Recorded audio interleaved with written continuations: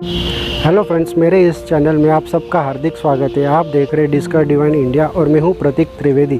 तो आज हम बहुत ही ऐतिहासिक और प्राचीन टेंपल आए हैं जो सतयुग के समय से जुड़ा हुआ है, कोटेश्वर महादेव टेंपल। तो चलिए शुरू करते हैं और इस मंदिर के बारे में जानने की कोशिश करते हैं।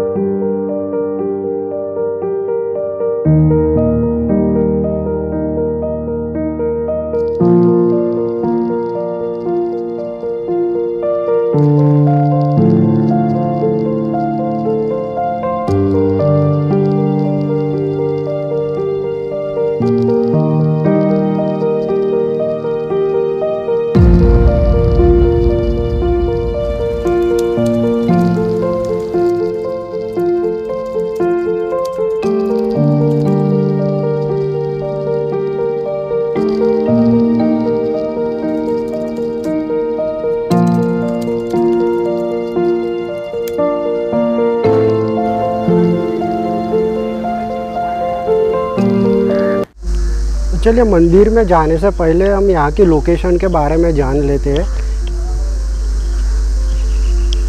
आप देख सकते हो कि यहाँ पे कुछ भी नहीं है, मतलब कुछ कंस्ट्रक्शन नहीं है, सिर्फ यहाँ पे मंदिर है और आसपास कुछ नहीं है।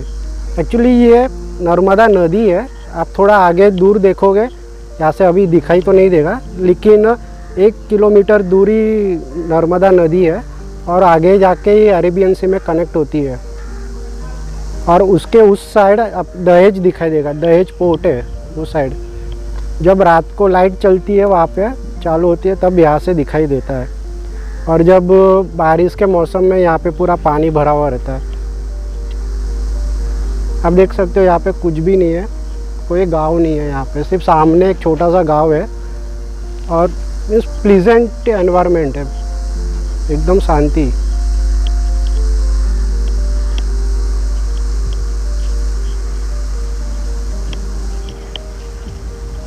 तो भरूच से 30 किलोमीटर, अंकलेश्वर से 20 किलोमीटर और सूरत से 60 किलोमीटर की दूरी में आता है।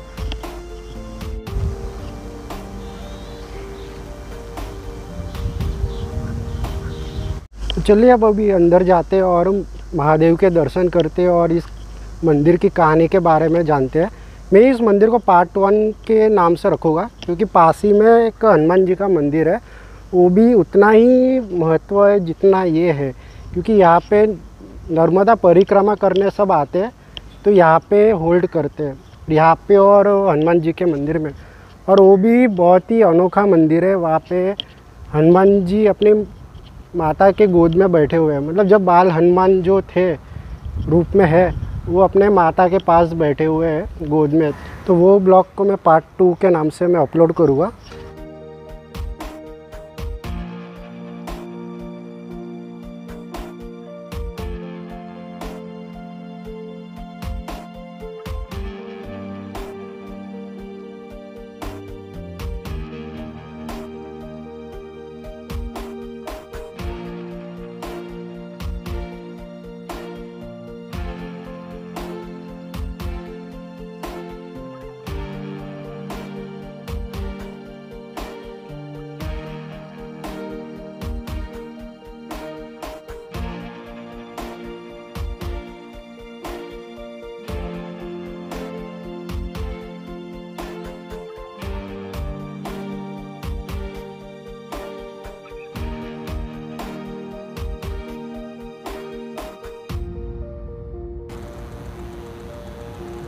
ये महादेव की शिवलिंग आप देख सकते हैं कि कितनी प्राचीन शिवलिंग है ये।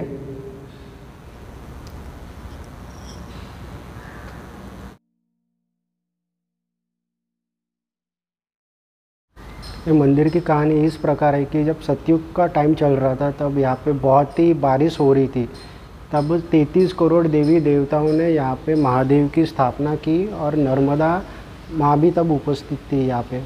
तब वो सभी 33 करोड़ देवी देवताओं ने नर्मदा माँ के साथ ही जो यहाँ का नर्मदा का जल है उससे महादेव की अभिषेक किया, जल अभिषेक किया और महादेव को कहा कि आप यहाँ पे ही विराजमान हो जाइए। ये शिवलिंग कहा जाता है कि देवता के द्वारा बनवाई गई, लेकिन इस शिवलिंग को आप गौर से देखोगे तो आपको एक अलग ही टेक्नोलॉजी का पता चलेगा कि उस टाइम पे भी किस प्रकार की टेक्नोलॉजी यूज़ करते थे तभी। तो दोस्तों हम फिर से शिवलिंग के पास आए हुए हैं। तो ये शिवलिंग देवता के द्वारा बनाया गया हुआ है और ये शिवलिंग पे आप देखोगे तो ये कट किया गया हुआ है और आप गौर से देखोगे तो ये सभी का शेप एक जैसे ही है और ये ऑक्टागोन शेप में कट किया गया हुआ है और सबका आप मेज़रमेंट आप देखोगे तो एक समान ही आपको दिखाई देगा और ऊपर से ट्रायंगल शेप में है। तो ये सोचने वाली बात है कि उस समय में भी कितनी टेक्नोलॉजी इतनी एडवांस होगी जो ये एकदम प्रॉपर कटिंग के हिसाब से एकदम एक्यूरेट मेज़र आता है।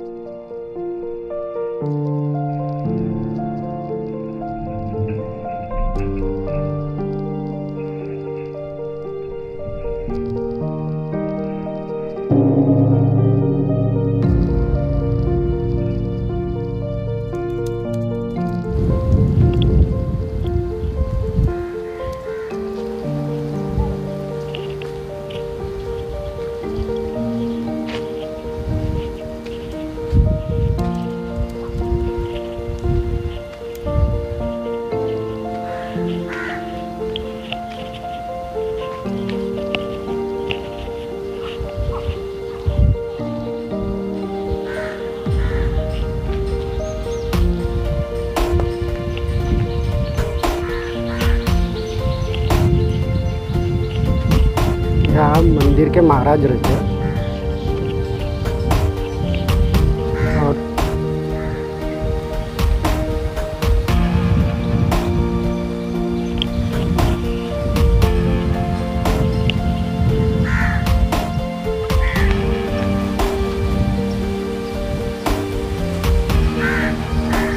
ये जो आवाज़ सुन रहे हैं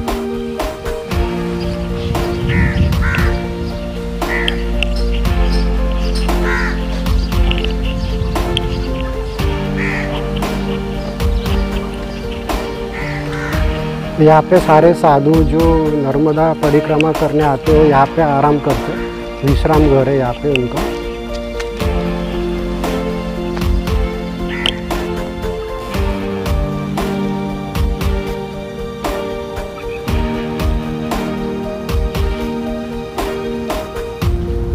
हेलो फ्रेंड्स, अगर आपको मेरा वीडियो पसंद आता है तो लाइक कीजिए, शेयर कीजिए, सब्सक्राइब कीजिए और बेल आइकन को प्रेस करना मत भूलिए। तो चलिए मिलते हैं दूसरे वीडियो में।